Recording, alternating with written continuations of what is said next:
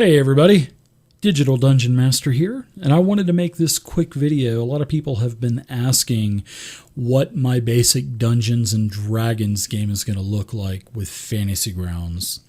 So I've been working on putting all of the basic Dungeons and Dragons data into 5 different modules. So within my library, you can see that I have Basic D&D, and I've got the Basic D&D Gazetteer, which is of the known world. It will have, right now I'm working on the Grand Duchy of Keramikos. So we go over to the Story tab, and over here it will basically have everything that I've been working on. But the first one is the Gazetteer. So as you can see, I'm working on the Grand Duchy of Keramikos. And I'll start filling all these, in as I do more locations, fill in the NPCs, work out their character sheets. But all my players are starting in Riflian right now, which is a small little elf village that's in central part of the Grand Duchy of Keramikos. So I've put in like the geological features and stuff, which are, for the land of Keramikos. And I'll continue, like I said, I'm going to add every single Gazetteer, all 14 Gazetteers, and the Gazetteer box set over time. Because as we explore more of the known world in Basic Dungeons and Dragons, I'll add in content as we move along. So I've also added in the known world map. If you are familiar with the known world, this map is massive. And I found this online. This is actually, the TM1 and TM2 trail maps, the east and the west. And this has all 14 Gazetteers locations on here. And this is a beautiful map. Whoever put this together, props to you. You did a really good job. So we're going to be starting right here in Riflian. Now you'll notice it's a little blurry, but the map is still pretty large. It's I believe the map is about 10 megabytes. If I'm using the HD version, which I tried using the HD version, which is 70 megabytes, it just doesn't work right, and my players can't load the map. So I had to convert it. I had to really shrink the file size to about 25%. So you can still see all of the locations, all of the roads, etc. But when you just really zoom in, you lose that nice, crisp, clean, clean map. So, but I'm not worried about that. This map will do fine. And I'll be able to move, the group around and stuff like that. This is a beautiful map, and I have both of the trail maps. And if you were to put both of those trail maps together and put them in a frame, it would be so big and so heavy, you'd probably risk ripping your wall down. This map is so big. I jest on ripping your wall down, but as you get my point. So that's the Grand Duchy of Keramikos, and like I said, I'm going to be working on all the Gazetteers. So the Gazetteers is definitely a work in progress, that's for sure, and it is going to grow over time. Next, I've got the B series, because as you know, Basic Dungeons and Dragons is BECMI, which is BECMI, Basic Expert, Companion, Master, and Immortal. So right now I'm working on putting all of the B series modules into Fantasy Grounds.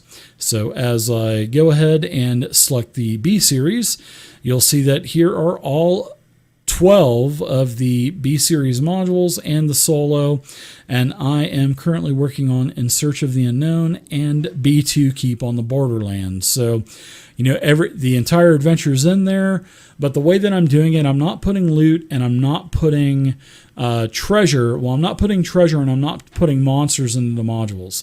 I'm putting those into my Dungeon Master's Guide, and I'll show you that in a second. So, but here's pretty much everything from the background to starting the adventure, and I cut a lot of the crap out that is in the beginning of the books on like how to play the game and stuff like that. I cut all that stuff out, so I just put the adventure in there.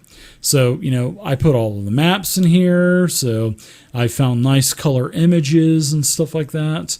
I'm using all of the original black and white art from all of the modules, so that's nice. All of the information for each location is here. So it's very easily accessible for me to access all of the information. And I really like the way that it turned out. So I've got 2 modules pretty much done. I've got B1 and B2. That's what we're working on now. And we will be doing the other B series as we finish them. So this is how I've pretty much done all the modules. I really like the way the modules turned out as well. And I'm eventually going to have every single basic Dungeons & Dragons module in there. So next I have the player's guide that I'll show you guys really quick. You can select it in the story tab.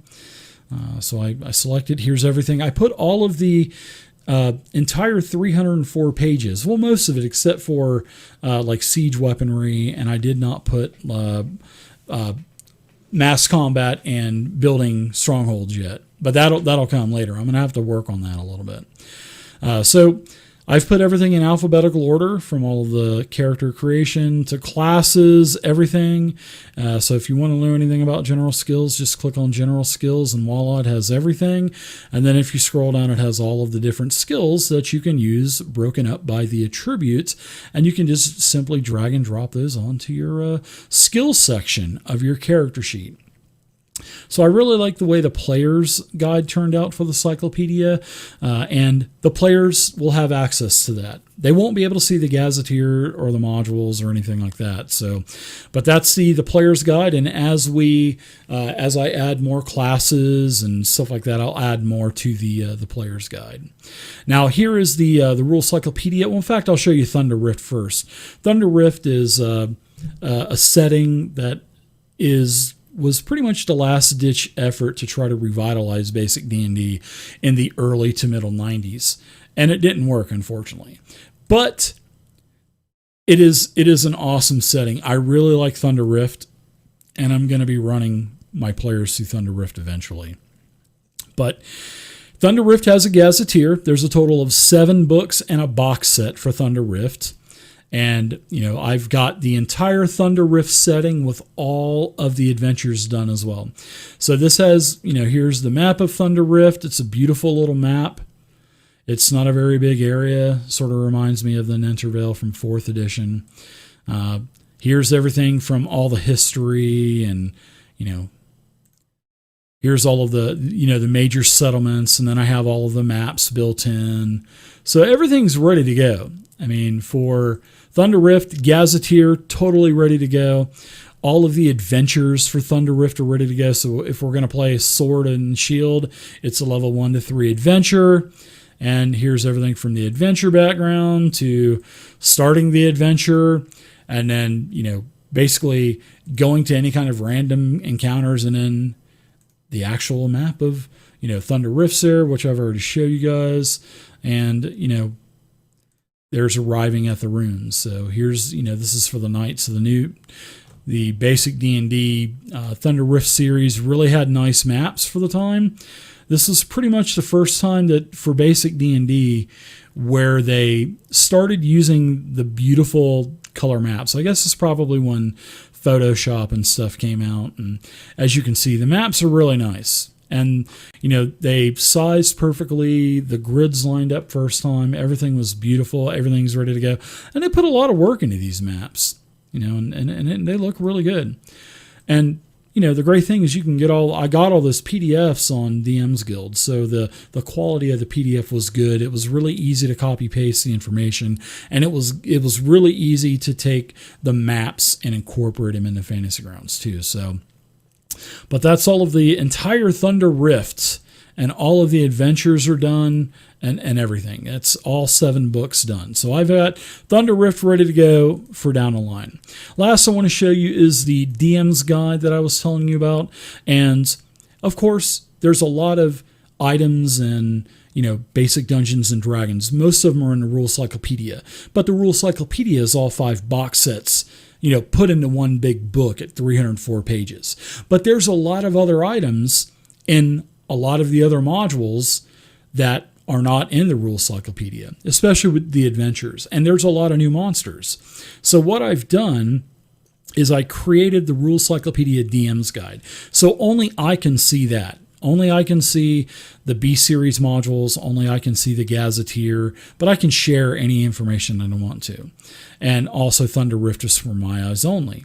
So in the DM's guide, what I did was I took all of the Thunder Rift creatures, I put those into, instead of putting those in the modules, I didn't want 50 orcs showing up in my NPCs. So as I open up my NPCs tab, you'll notice that I only have one bat, but yet the bat is in every single level 1 adventure, or maybe the orc. So I'll do a search for the orc. You can see I have the orc.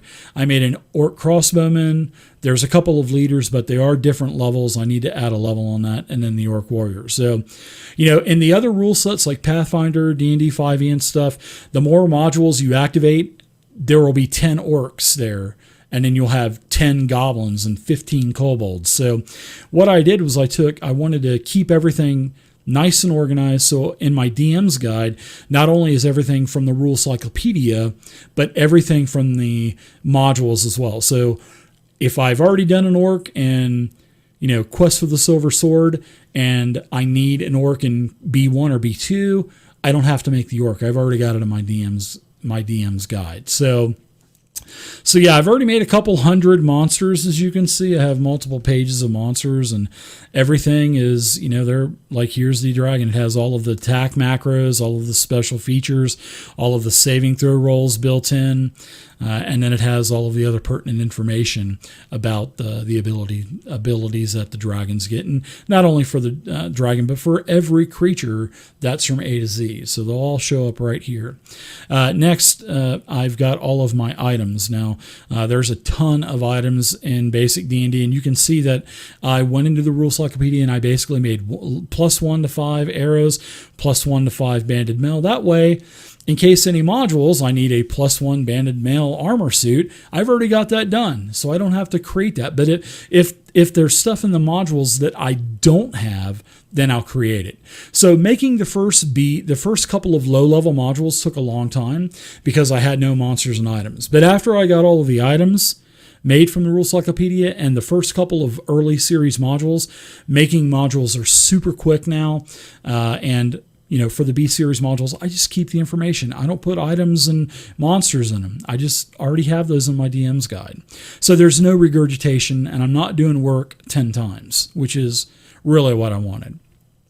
So there's all 5 modules, and of course I'll work on a Hollow World module later on. I'll work on a Veil module because that was from a box set. And then I'll work on the other series as well. So I'll do Expert next, which is, level 5 to 15. And then I'll do Companion, Master, and then the couple of Immortal modules that are out there. So, but that's how I've got it set up. All of the information is ready for me. It'll play really quick. The character sheet turned out really well.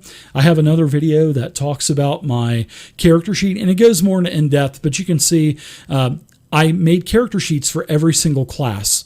So all of the roles for that class are built in. So, all of the saving throws, all you have to do is just adjust the numbers. I made it so easy for the players. I wanted it to be easy, and, because there's no automation in this More Core rule set. And that's More Core is what I'm using. So thank you to Damien, which is Damned on the forums, and all the other contributors that made this rule set what it is. It's amazing. So hats off to everybody involved. But there's not a lot of stuff going on in the combat tracker. There's just not. There's no automation, and I'm kind of looking forward to having no automation because my players are actually going to really learn their class. So, but as you can see, all of the macros and stuff are built in for the. Oh, nice roll on that. I rolled a 1. It's got all the bonuses. You just adjust the boxes. You just hover over and say, okay, I got a magic item bonus now. I'll just put a 1 in there. Or if you need to do a fire building skill, you got to roll a 9 or less to be successful. And of course, now I roll a 20, and a 20 is an automatic fail. And the macros tell you success or failure. So everything is really nicely put together, I think. I've put a lot of time into this, and I want to eventually have every single book in Fantasy Grounds for Basic D&D because I'm going to be continuing to play this for years to come. And so look down in the comments section. Let me know what you guys think of how I have my basic Dungeons and Dragons campaign set up. I want to hear what you guys think. And is there anything do you think that I'm missing? Also leave that down in the comment section. So thank you guys again for watching. I totally appreciate it. And until next video, happy gaming, stay safe, and keep using, as you can see, the awesome Fantasy Grounds virtual tabletop program. Bye, everybody.